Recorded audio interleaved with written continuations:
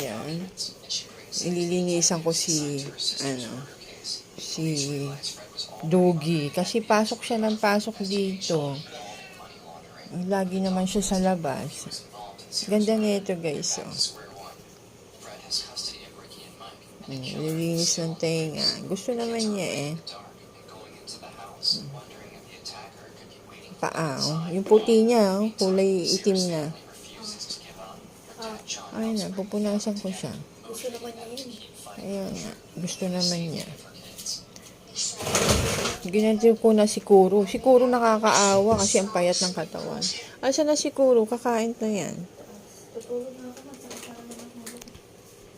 Minom ka na maraming tubig. Kulang ka sa tubig pag ganyan. Ako, inaamin kong kulang ka sa tubig kahapon. Sobrang busy.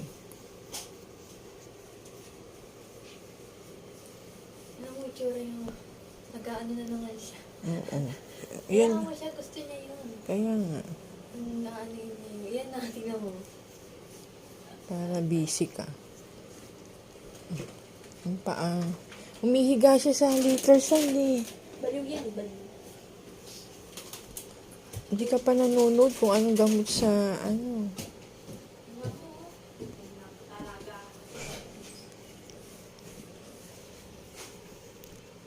Laki niya guys. Ang laki-laki niya.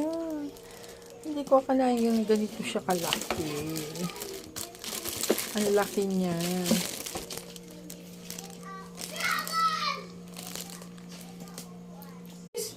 From this.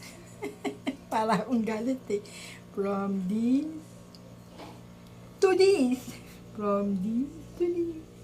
Ito ang ilalagay natin. Titingnan natin kung magugustuhan nila to. Ayan.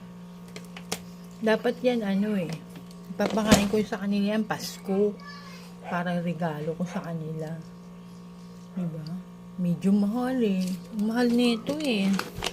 Pero siyempre, paminsan-minsan, patikman natin sila ng masarap.